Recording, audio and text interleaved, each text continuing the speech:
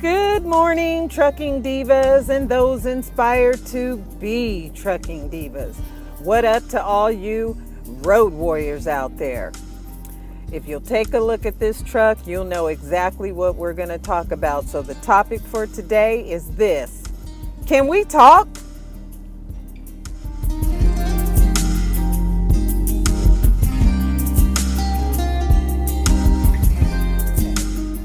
So I'm back at the yard. I don't know if you guys saw everything from yesterday, how my day went, but it was horrible.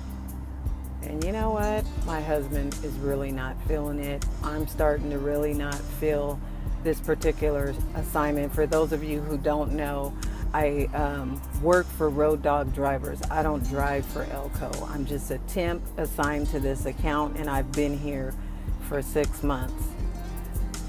You know, what do you do in a situation where you're somewhere you don't want to be, or you feel like this is just not a good fit for you?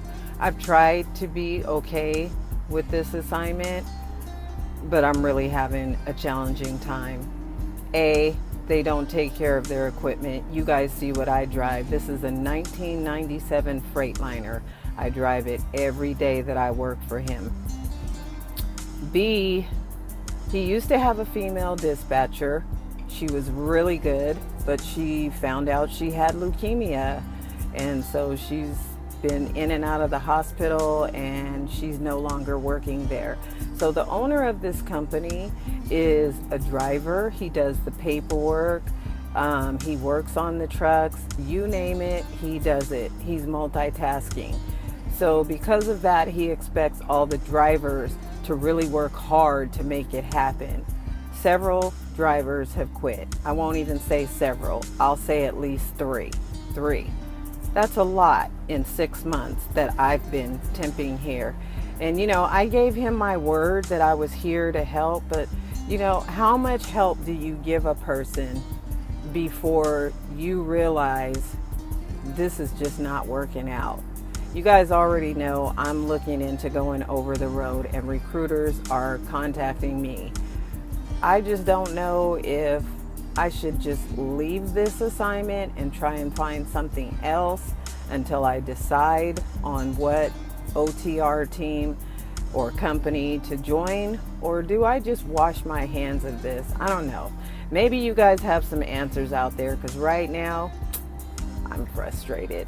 I'm tired. You can see in my eyes I'm extremely tired. But anyway, I need your feedback, people. You're my peeps. I want to hear some advice. It's the first time I felt stuck, and I'm there. It's like I said, you know, he's a really nice guy, but you can only help people so much.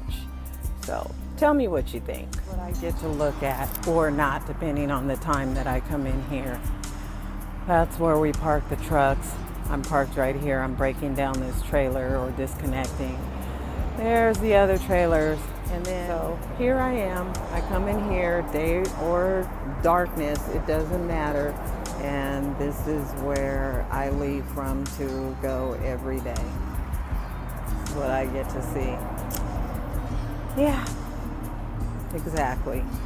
If you're a professional driver, you know how I'm feeling about all of this right now. You know, sometimes you deal with so much, and whether it's a good thing or a bad thing as a driver, and at this point in my experience level, I don't like it. Okay guys, I'm on my way home back to Sacramento, but yeah, I'm really frustrated. I'm just ready for change. I'm ready for better. What you have to understand is I've been driving for 22 years. With the exception of last year, I did not work in 2011. Well, I take that back. I was fired from a company in October of 2011, and it tore my self-esteem down. I tried applying to other companies. I don't know what they were saying about me or not saying about me, what they put in my DAC report or not. But I couldn't get hired to save my life for an entire year. And then I found Road Dog Drivers in October of 2012. So they sent me out to work for different companies, and I worked for several different companies. And then when I got to Elko, it's kind of like Elko gave me the stability of coming to one place.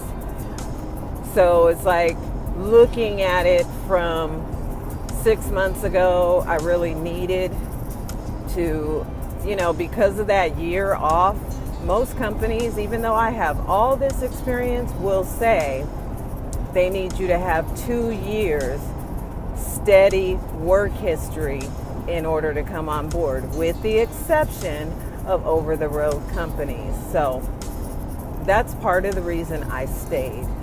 The other part of it is because I tried to give the owner of this company a chance. When drivers start leaving, you really, really have to pay attention as to why. I know that from talking to 2 of the 3 drivers that are no longer there, those drivers were getting paid by the load, and they didn't like how they were getting paid. Because if you're going to tell me I'm a line driver and I got to go all this freaking distance, but I'm only getting paid X amount of load, you could be driving 10 hours or, up to 8 hours, or sitting and waiting somewhere, and it's never going to benefit you if you only pick up one load that day. So that was what was going on with those drivers. And when he approached me about being hired as a driver, he pretty much said, this is what I pay the drivers. Then he tried to really lowball me, you guys, and offer me a position for $15 an hour. Like I was gonna jump all over that. Are you freaking kidding me, dude? No way. Not when I know that he pays the temp agency about $30 an hour to have me working there. So anyway, I'm getting too much into the personal, but I'm used to new trucks. I'm used to trucks that run good. I'm used to companies that care about the drivers. I'm used to company meetings. I'm used to good communication between drivers and the supervisors, dispatchers, driver manager, etc. That's not happening at this company, and I know it's because he's learning as he goes, even though he's had the company for quite a while. It was his father's company first. But I said all that to say this, that I'm torn. My husband does not like me coming home late. Now that the time has changed, that's going to become an issue. So, what do you do, guys? I don't think I've been in this position in a long time. I took everything I had out of the truck, literally, because I don't know if I'm coming back tomorrow. That's how serious this is. Anyway, and you guys know I'm a really positive person.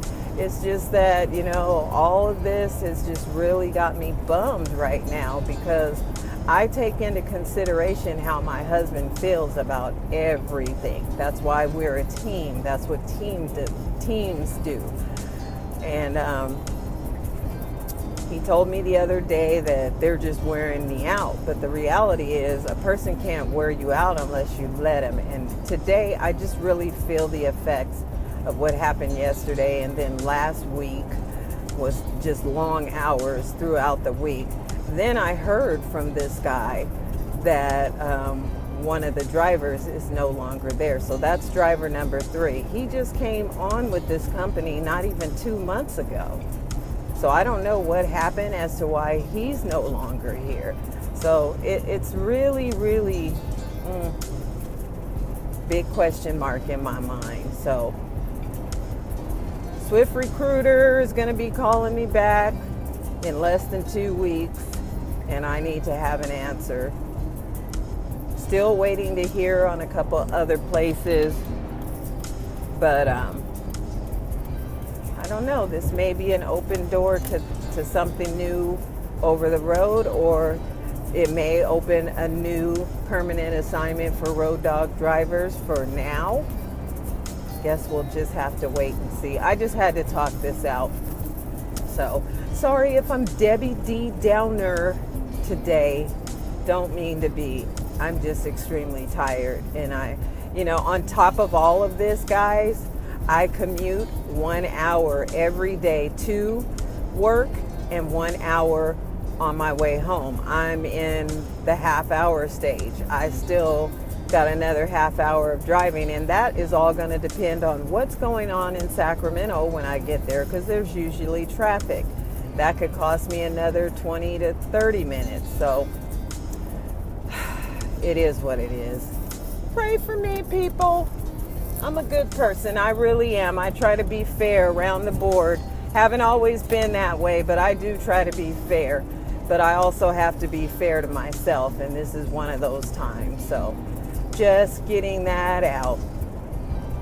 Love you guys, and thanks for listening to my local girl problems. Bye. What I mean, I'm back in Sacramento. I've been on the road now for about 40 minutes. I still got half an hour before I get to my house, but at this rate, it'll be more like 45 minutes. So this is what I deal with on top of the regular commute.